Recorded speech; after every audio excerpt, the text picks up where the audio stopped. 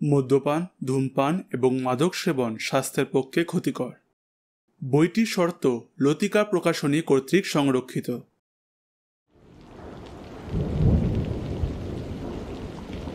হাত ঘড়ির দিকে তাকিয়ে দেখলুম রাত 12টা। হরিশ খাবারের বাস্কেট বার করে বললে, অনেক রাত হয়েছে, এসো এইবারে আমরা খেয়ে নিই। আমি বললুম, তুমি একলা খাও, আজ আমার খিদে নেই। ঠিক সেই সময় খুব কাছেই আবার বাঘের ঘন ঘন চিৎকার শুরু হলো। শয়তানের সঙ্গিনী কি খোঁজ পেয়েই এখানে এসে হাজির হয়েছে? হরিশ বললে, বন্দুক নাও, বাঘটা ভেতরে আসতে পারে। খুব দীর্ঘ, করুণ ও অস্বাভাবিক এক চিৎকার করে বাঘের ডাক থামল।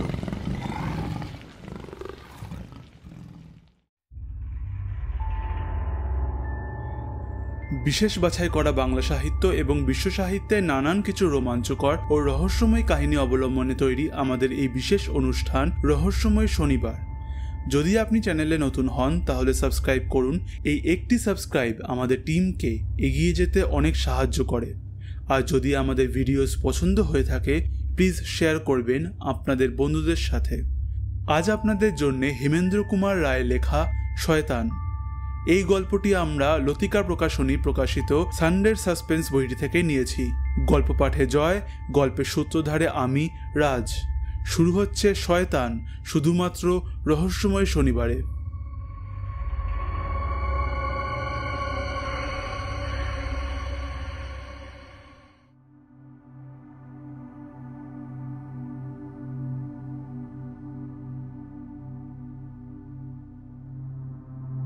পৃথিবীতে আশ্চর্য ঘটনা ঘটে অনেক, কিন্তু সেসব ঘটনায় বিশ্বাস করে এমন লোক অনেক পাওয়া যায় না। আমার জীবনেও একবার একটা ঘটনা ঘটেছিল। তা শুধু আশ্চর্য নয়, অত্যাশ্চর্যও বটে। তোমাদের কাছে সেই কথাই আজ বলবো। বিশ্বাস করতে ইচ্ছা হয় বিশ্বাস করো, বিশ্বাস না করলেও দুঃখিত হব না। সরকারি কাজে আমি তখন হাজারিবাগ অঞ্চলের এক জায়গায় থাকি। একটা মানুষ খেকো বাঘের অত্যাচারে সেখানকার লোকেরা পরিত্রায়ী ডাক ছাড়ছিল। বারে বারে দেশি বিলাতি বহু শিকারীর গুলি হজম করে সে বেঁচে আছে। লোকে বলে সে বাঘটা নাকি সাধারণ বাঘ নয়, বাঘের আকারে হিংস্র অপদেবতা। কেউ কেউ নাকি চোখের সামনে তাকে হাওয়ার সঙ্গে মিলিয়ে যেতে দেখেছে। তাকে মানুষের ভাষায় কথা কইতে শুনেছে, এমন লোকেরও অভাব নেই। বনের ভিতরে বসে সে নাকি মেয়ে মানুষের মতন আর্তনাদ করত। তার সেই কান্নাকে মানুষের কান্না ভেবে যে বনের ভিতর ঢুকত সে আর ফিরে আসতো না। লোকে তাই তাকে শয়তান বলে ডাকত। শয়তানকে দেখলেই চেনা যেত, কারণ তার লেজ ছিল না। হয়তো বনের ভিতরে অন্য কোনো জন্তুর সঙ্গে লড়াই করতে গিয়েই লেজের গৌরব থেকে সে বঞ্চিত হয়েছিল। কিন্তু লোকের বিশ্বাস শয়তানের এই লাঙ্গুলহীনতাই তার অলৌকিকতার মস্ত প্রমাণ। বাঘের লেজ নেই, তাও কখনো সম্ভব? এইসব গল্প যে মিথ্যে তার আর ভুল নেই। মানুষ খেকো বাঘেরা প্রায় ভারী চালাক হয়। বড় বড় শিকারীও তাদের বধ করতে পারে না, তাই তাদের নামে এমনই সব গল্প শোনা যায়। বৃক্ষ বিশেষের আশ্চর্য শিকড়ের গুণে মানুষ বাঘের রূপ ধরতে পারে এমন গল্প শুনেছি। কিন্তু আধুনিক যুগে নিতান্ত মূর্খ ভিন্ন আর কেউ এসব গল্প বিশ্বাস করবে না। শয়তান যে সাধারণ বাঘ একদিন তার প্রমাণ পেলুম। বন্ধু হরিশের সঙ্গে একদিন সন্ধ্যার আগে হরিণ মেরে ফিরে আসছি। আমাদের পিছনে পিছনে আসছিল মরা হরিণটাকে কাঁধে করে দুজন কুলি, আর বাঘের মতোই বড় আমার শখের কুকুর টাইগার।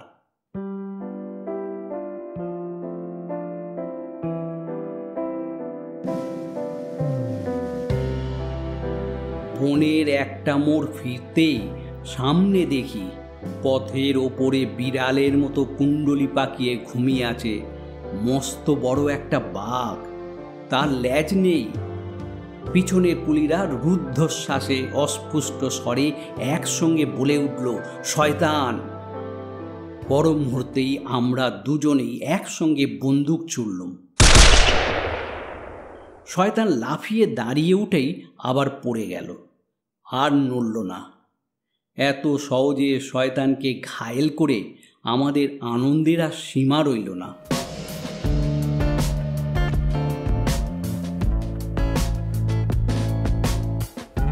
কুলি দুজনও মনের খুশিতে ধেই ধেই নাচ শুরু করে দিলে আশপাশের গায়ে সে খবর তখনই ছড়িয়ে পড়ল।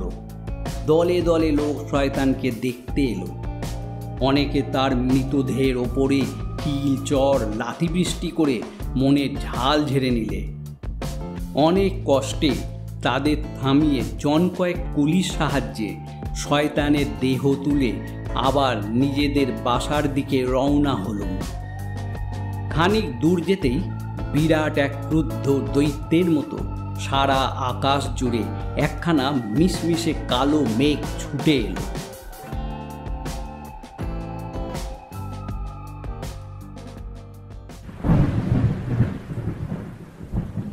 ভীষণ ঝোড়ো নিঃশ্বাস ছাড়তে ছাড়তে শহরে বসে তোমরা এই মেঠো বুনো ঝড়ের কল্পনাও করতে পারবে না।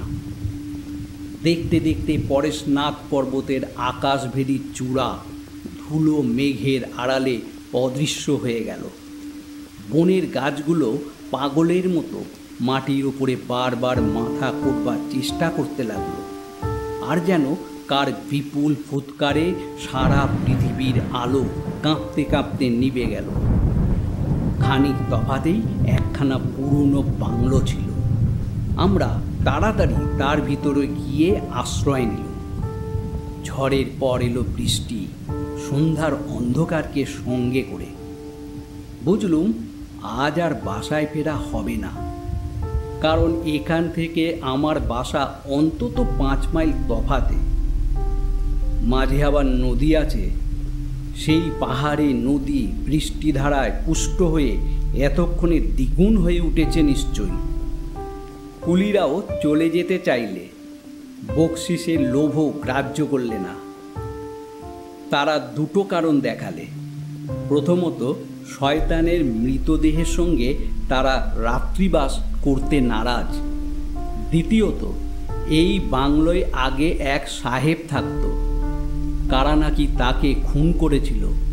সেই থেকেই এই বাংলোয় কোনো মানুষ বাস করতে পারে না। সেই বৃষ্টিতেই কুলিরা বাংলো ছেড়ে পালালো। শিকারী মানুষ, সব রকম বিপদের জন্যই সর্বদা প্রস্তুত থাকতে হয়। সঙ্গে লণ্ঠন এনেছিলুম, তাই জ্বালালাম। ব্যাগের ভিতরে তখনও কয়েক টুকরো পাউরুটি আর খানিকটা গোহাবা জেলি ছিল। তার দ্বারাই আমার হরিশের আর টাইগারের নৈশ আহার শেষ করতে হবে। উপায় কি? আমরা যে খোলা মাঠে নেই, এখন এইটুকুই পরম সান্ত্বনার কথা। মাঝের হলঘরে আমরা আশ্রয় নিয়েছিলাম। ঘরখানা প্রকাণ্ড, দেয়ালে দেয়ালে উঁইদের রাজত্ব। সমস্ত দরজা জানালাই ভাঙা, মেঝেতে পুরু ধুলোর প্রলেপ, তার উপরে নানা জীবজন্তুর পায়ের দাগ, বাঘের, ভাল্লুকের, শেয়াল কুকুরের। এখানে ওখানে হাড় পড়ে আছে। কোনো কোনো হাড় মানুষের বলেও সন্দেহ হলো। বুঝলুম মানুষের বাড়ি আজ বাঘ ভাল্লুকের আস্তানায় পরিণত হয়েছে। বললুম, হরিশ, এখানে আমরা নিরাপদ নই। বাঘ ভাল্লুকের সঙ্গে আবার দেখা হতে পারে। বন্দুকের টোটা ভরে তৈরি হয়ে থাকো।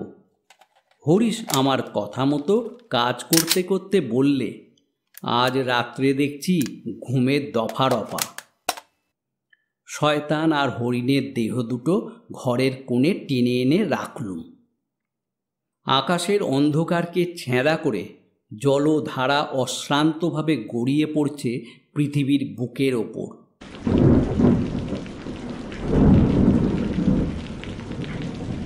বিদ্যুৎ সাপগুলো কিলবিল করে ক্রমাগত চলে যাচ্ছে শূন্যতার এধার থেকে ওধারে। বৃষ্টি বানে আহত অরণ্যের কান্নায় চারিদিক পরিপূর্ণ। টাইগার এই পোড়ো বাড়ির ভাঙা ঘর মোটেই পছন্দ করলে না। ঘরময় ছড়ানো হাড়গুলো সে আগে শুঁকে শুঁকে অনেকক্ষণ ধরে পরীক্ষা করলে।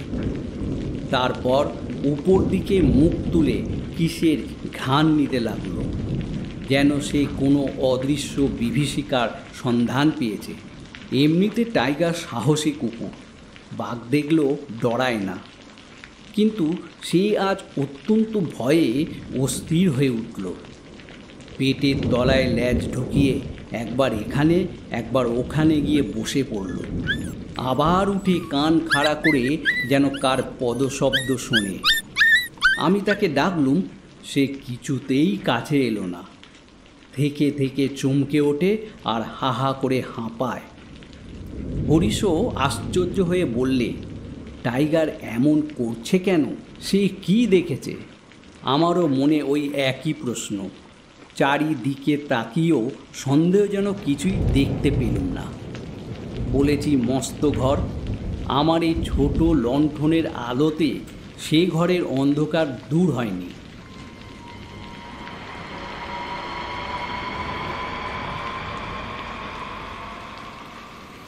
হঠাৎ মনে হলো দেয়ালের ওপর দিয়ে যেন একটা লম্বা ছায়া দুলতে দুলতে সরে যাচ্ছে।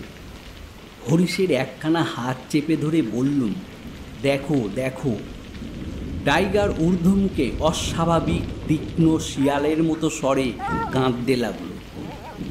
হরিশ বললে, কি কি দেখব? ওই ছায়াটা। কোথায়? ওই যে দেয়ালের ওপর দুলছে। তুমিও পাগল হলে নাকি? ওখানে তো কিছু নেই।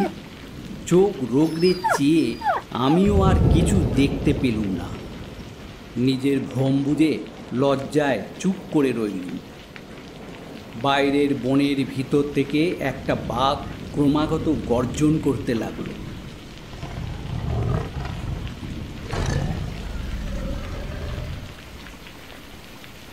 হয়তো শয়তানের বউ বনে বনে স্বামীকে খুঁজে খুঁজে ডেকে ডেকে বেড়াচ্ছে।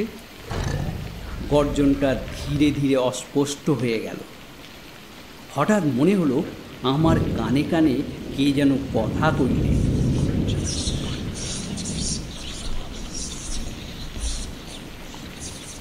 রোমাঞ্চিত দেহে আমি হরিশের কাজ ঘেঁষে সরে বসলুম। আমার মুখের ভাব দেখে হরিশ বললে, আবার কি হলো? কে আমার কানে কানে কথা কইলে? সুরেন, তোমার মাথা বোধহয় খারাপ হয়ে গেছে। তুমি যে এমন ভীতু তা জানতুম না। তার ধিক্কার শুনে মনটাকে আবার শক্ত আর চাঙ্গা করে তোলবার চেষ্টা করল, কিন্তু কেন জানি না বুকের ছমছমানি কিছুতেই আজ থামতে চাইলে না। খালি মনে হয় আমার চারিপাশ দিয়ে আজ সেই সব পা চলে বেড়াচ্ছে, যেসব পা চললে কোনো শব্দ হয় না। আমার চারিপাশে সব অদৃশ্য চোখ। আমরা তাদের দেখতে পাচ্ছি না, কিন্তু তারা আমাদের দেখতে পাচ্ছে। কি অস্বস্তি! ওদের চোখ এড়াই কেমন করে? বললুম, হরিশ, এ বাড়ি ছেড়ে বেরিয়ে পড়ি, চলো। এখানে আর কিছুক্ষণ থাকলেই আমি সত্যি সত্যি পাগল হয়ে যাব। হরিশ বললে, কুলিদের বাজে কথা তোমার মনের ওপর কাজ করছে। তুমি শান্ত হও। এরকম পুরো বাড়িতে এলে অকারণেই গা একটু ছমছম করে বটে, কিন্তু ও কিছু নয়। কিন্তু টাইগারও অমন কাতরাচ্ছে কেন? সে তো কুলিদের কথা বোঝেনি। টাইগার হচ্ছে অবোধ জন্তু, মিছামিছি ভয় পেয়েছে। সে ভয় পেয়েছে বলে তুমিও ভয় পাবে? তুমি যে মানুষ। এবারে সত্যি সত্যি ঘরের বাইরেকার দালানে দ্রুত পদশব্দ হলো। শব্দটা একটা দরজার কাছে এসে আবার দূরে চলে গেল। হরিশ বললে, কোনো জন্তুর পায়ের শব্দ। আমার মনে হয় কোনো জন্তুর পায়ের শব্দ নয়। জীবনে আমার মনের ভিতরে এমন অলৌকিক ভাবের উদয় হয়নি। ভাগ্যের সঙ্গে হরিশ আছে, নইলে আমার অবস্থা কি হতো কি তা বলতে পারে।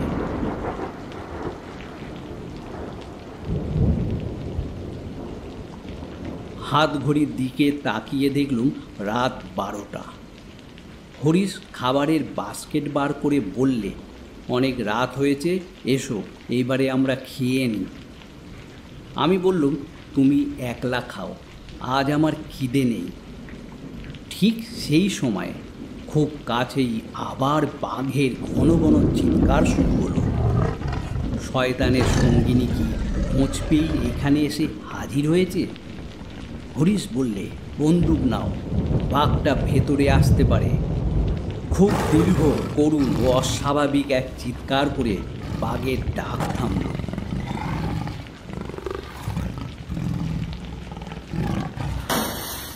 সঙ্গে সঙ্গে ভাঙা জানালা দিয়ে ঝটপট করে ঘরের ভিতরে কালো কুচকুচে কি একটা ঢুকে পড়ল। হরিশ বললে, বাদু। তারপরেই দরজার চৌকাঠের ওপরে এসে দাঁড়ালো মস্ত বড় একটা কালো কুৎসিত বিড়াল। বাদুরটা ঘরের চারিদিকে চক্রাকারে উড়তে লাগলো, আর কালো বিড়ালটা ল্যাজ তুলে ডাকতে লাগলো, মিয়াও মিয়াও মিয়াও। বাদুরটা হঠাৎ কোত্তাকিয়ে শয়তানের মৃতদেহের ওপরে গিয়ে পড়ল। তারপর দুই ডানা বিস্তার করে সেখানেই স্থির হয়ে রইল, একটা মূর্তিমান অভিশাপের মতো। টাইগার আবার দাঁড়িয়ে উঠল এবং ভয়ানক এক আর্তনাদ করে আমার পায়ের কাছে ছুটে এসে পড়ে গেল। কাঁপতে কাঁপতে তার গায়ে হাত দিয়ে দেখি সে মরে গেছে। হরিশ সবিস্ময়ে বললে, সুরেন, দেখো দেখো, ও কি সে দৃশ্য, যাকে আমরা স্বহস্তে গুলি করে মেরেছি, যার মৃতদেহ এতগুলো গুলি কাঁধে করে এনেছে, যে মরে এতক্ষণে একেবারে কাঠ হয়ে গিয়েছিল, সেই শয়তান এখন আমাদের চোখের সামনে চার পায়ে ভর দিয়ে সোজা হয়ে দাঁড়িয়ে আছে, আর তার দুটো চক্ষু আগুনের দুটো গোলার মতন দাউ দাউ করে জ্বলছে আর জ্বলছে। সেই চোখটা যেন আমাদের ভস্মসাৎ করে দিতে চায়। বাইরে আবার বাঘ ডাকতে লাগল।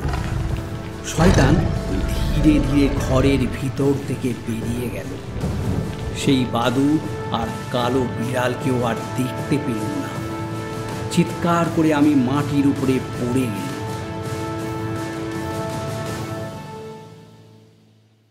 সেই সপ্তাহেই দরখাস্ত করে অন্য দেশে বদলি হয়েছি, পাছে শয়তানের সঙ্গে আবার দেখা হয়। হরিশের মতে আমাদের বন্দুকের গুলিতে শয়তান মরেনি, মূর্ছিত হয়ে পড়েছিল মাত্র। হতেও পারে, না হতেও পারে।